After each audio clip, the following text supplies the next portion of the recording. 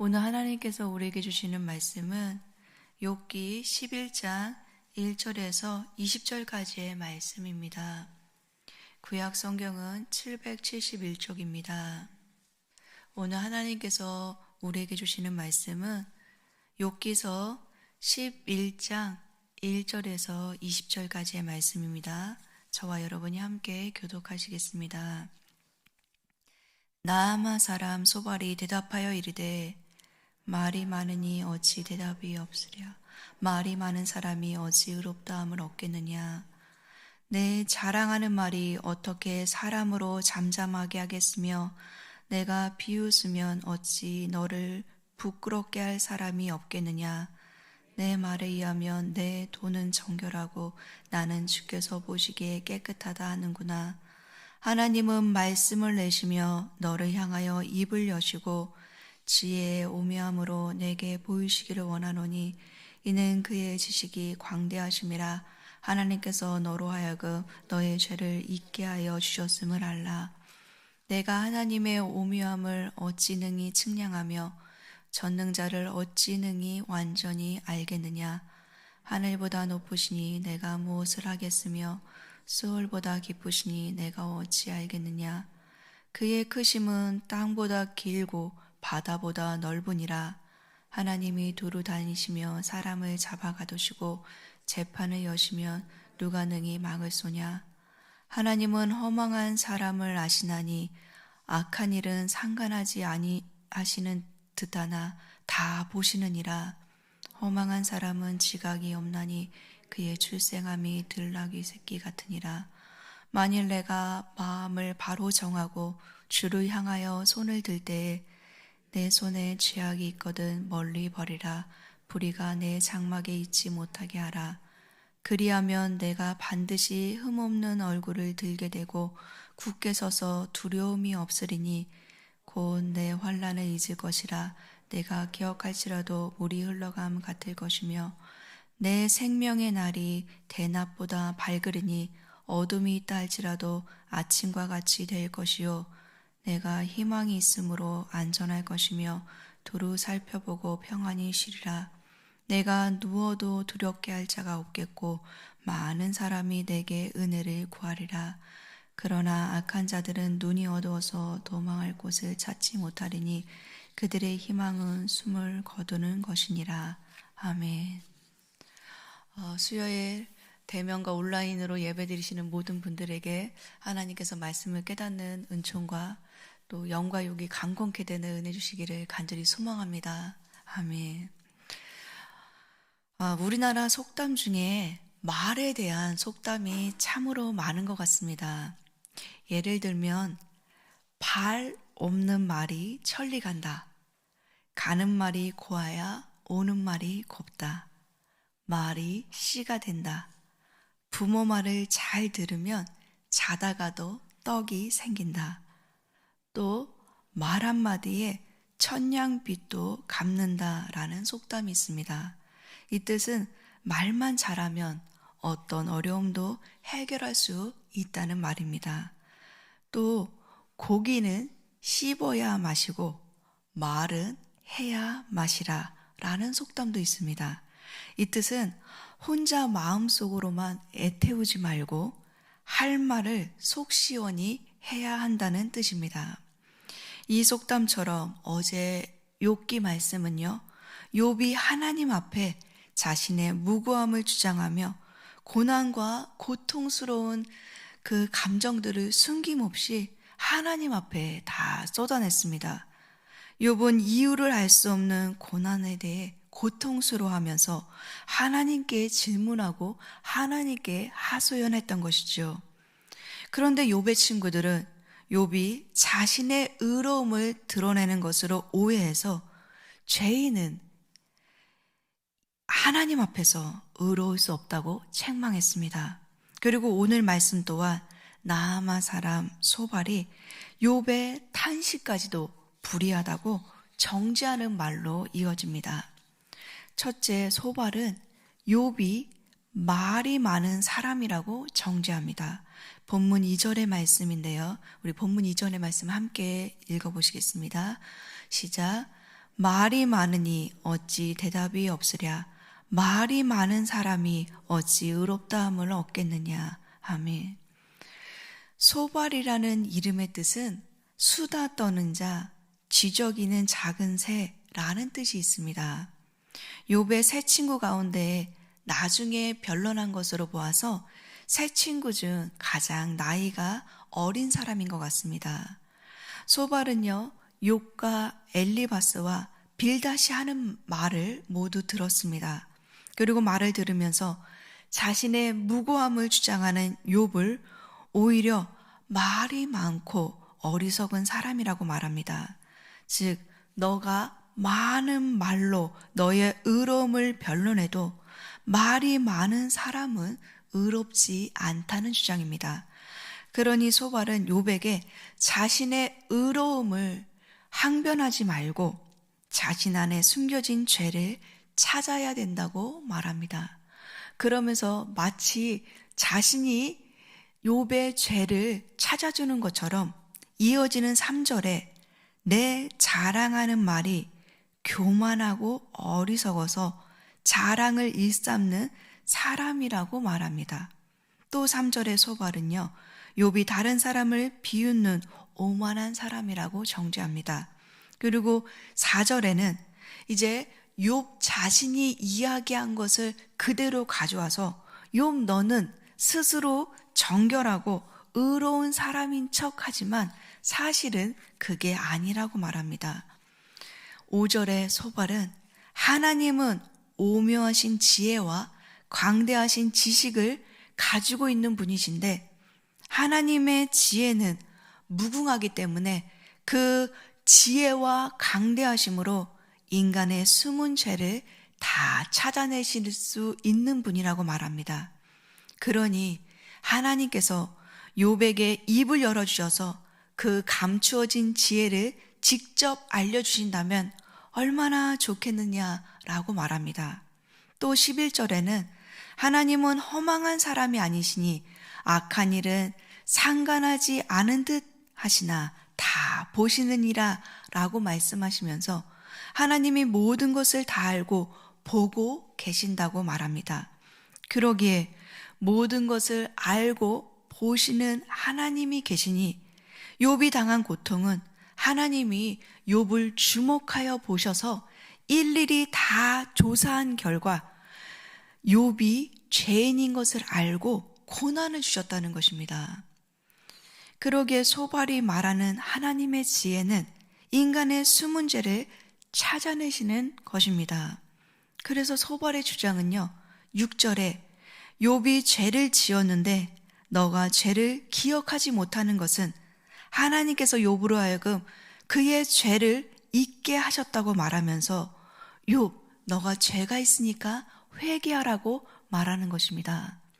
이것은 그 당시 엘리바스나 그리고 빌닷이나 소발은 동일한 세계관 안에서 마치 고난은 죄로부터 온다고 말하는 것과 같습니다. 사랑하는 성도 여러분, 그런데요, 우리나라 속담 중에 말이 입힌 상처는 칼이 입힌 상처보다 크다는 말이 있습니다. 소발의 이 말은요, 욥에게는 위로가 아니라 말이 칼이 되어 욥의 상처를 더 아프게 했습니다. 그러니 이 욥의 말은 지금 자신의 의로움을 아무리 주장해도 본인들의 친구들이 그것을 인정해주지 않고 더욱더 정죄만 하는 입장이 된 것이요. 이처럼 소발의 말은요, 욥에게는 아무런 위로도 도움도 못 주는 상태에서 욥은 더 많은 아픔만 쌓여지게 되었습니다. 사랑하는 성도 여러분, 우리 주변에 욥처럼 상실하고 고통 가운데, 절망 가운데 있는 분이 있다면, 그리고 욥처럼 하루하루 힘겹게 살아가며 이 고통의 시간이 끝나기를 바라며 남은 시간은 제발 편하게 살기를 바라는 분들이 계시다면 우리도 이분들 앞에서 그들의 아픔을 공감해 주고요, 하나님께서 고통받는 친구와 가족 옆에 나를 두신 뜻이 무엇인지 먼저 생각해보고 그들을 위해 기도하며 위로해주는 그 도구로 나를 사용해달라고 기도했으면 좋겠습니다. 우리의 말이 다른 사람의 상처를 주는 말이 아니라 정말 우리의 말 한마디가 다른 사람을 위로해 줄 수 있는 말이 될 수 있도록 하나님의 은혜를 구하시는 저와 여러분 됐으면 좋겠습니다. 아멘.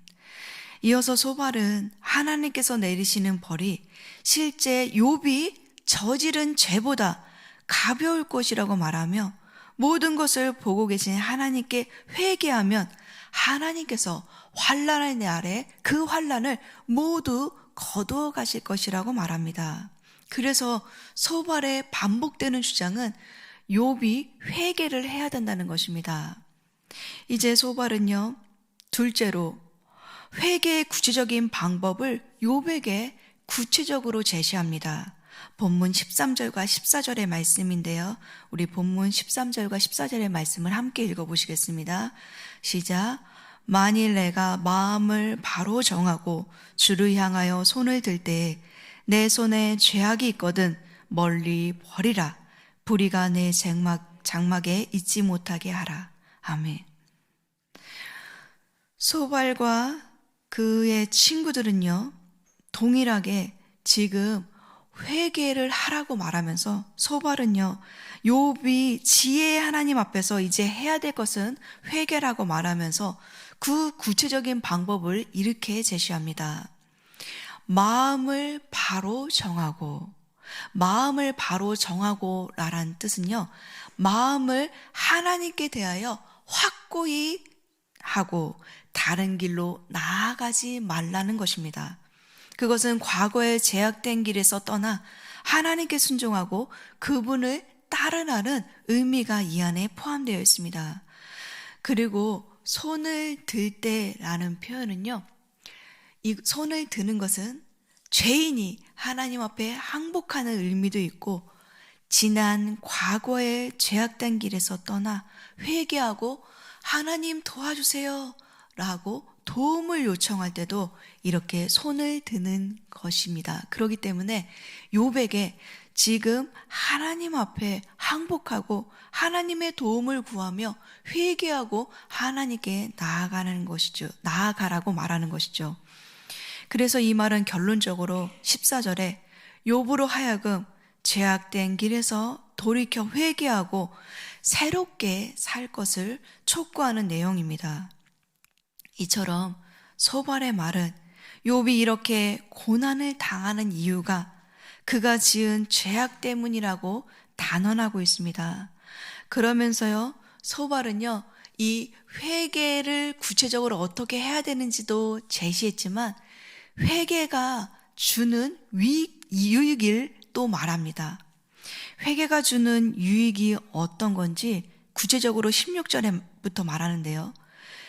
그를 위협하고 있는 모든 환난이 물 흐르듯 사라질 것이고 18절에 회개를 하면 희망이 있고 안전할 것이며 마음이 평안해져 두려움이 없을 것이라고 말합니다.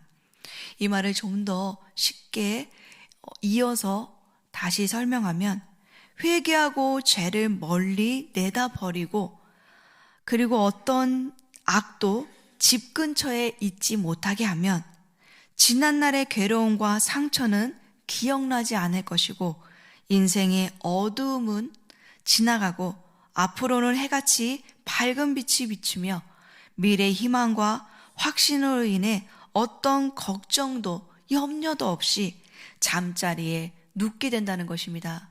그리고 회개를 했을 때 또 너에게 하나님이 주시는 은혜가 있기 때문에 사람들이 그 은혜를 보기 위해서 너에게 올 것이라고 말합니다. 그러니 소발은요, 반복해서 욥에게 회개하라고 말하고 있는 것입니다. 그러나 까닭 없이 고난을 당하는 욥에게는 이 소발의 말이 하나도 들어오지 않습니다. 소발처럼 짧은 식견으로 섣불리 결론을 내리면서 지금 회개하라고 촉구할 때는 욥에게는요, 더욱더 고통만 가중될 뿐입니다. 그렇기 때문에 우리는 이 말씀을 통해서 우리가 지금 고통당하고 있는 그 친구를 대하는 우리의 태도에 대한 것을 배울 때 친구를 어떻게 대해야 되는지 성경은요, 지혜를 알려주고 있는데요. 소발처럼 짧은 식견으로 섣불리 결론을 내리지 말고 하나님의 때가 될 때까지 기다리고 인내하면서 숨겨진 고난의 의미를 찾아가야 된다고 말하고 있습니다. 그러니까 우리가 정말 앞에서도 말했듯이 말에 대해서 정말 조심하게 사용해야 되는 것을 다시 한번 깨닫게 됩니다. 근데 반대로요, 만약에 고난이 죄로부터 온 것이라면 저는 지난 토요일 리더 수양회 때 말씀을 전해주신 안성덕 목사님 말씀처럼 우리의 영적인 유익은 사죄의 은총, 즉 하나님 앞에 죄를 고백하는 것에서 나온다는 것을 공감했습니다.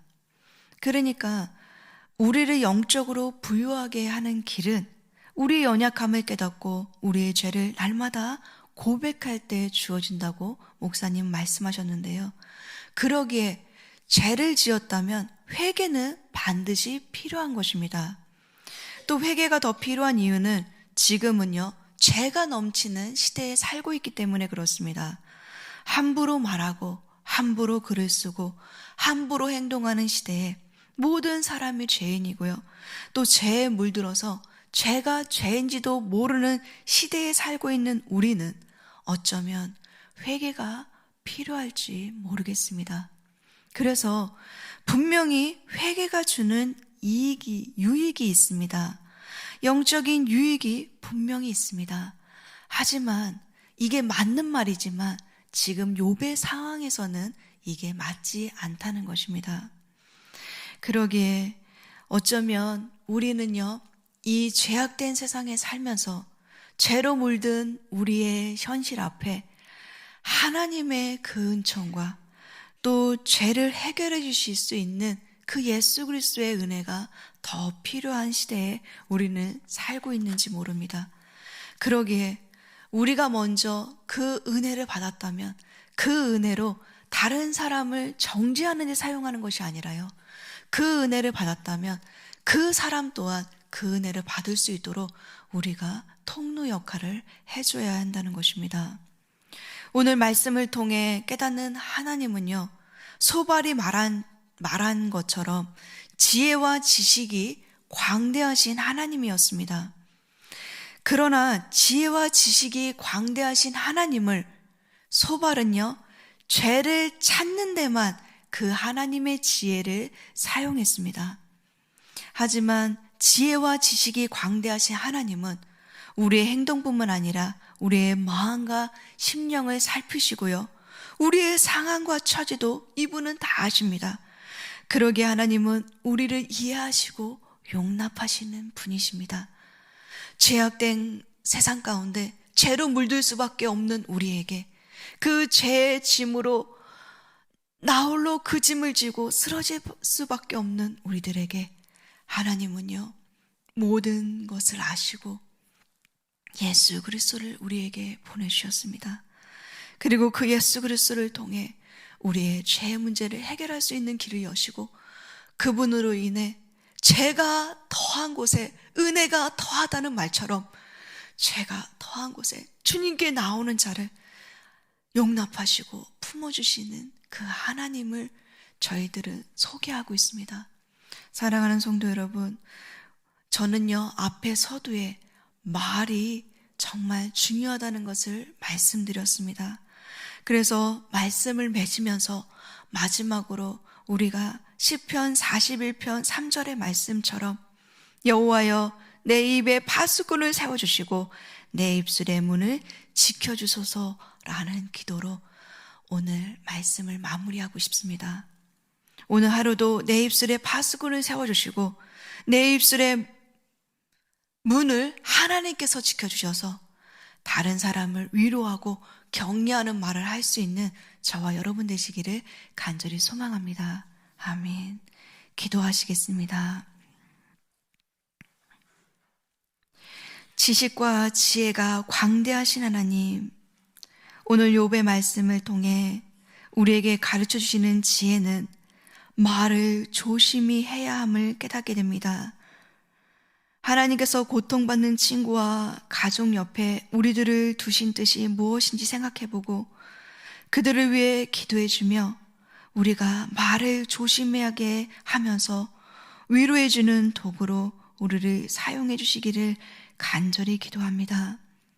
하나님, 무엇보다 우리의 입술에 파수꾼을 세워주시고 우리 입술의 문을 하나님께서 지켜주셔서 하나님, 우리 고통받는 친구와 가족과 자녀들에게 하나님의 위로의 말씀, 생명을 살리는 말씀을 할 수 있도록 은혜를 부어주십시오.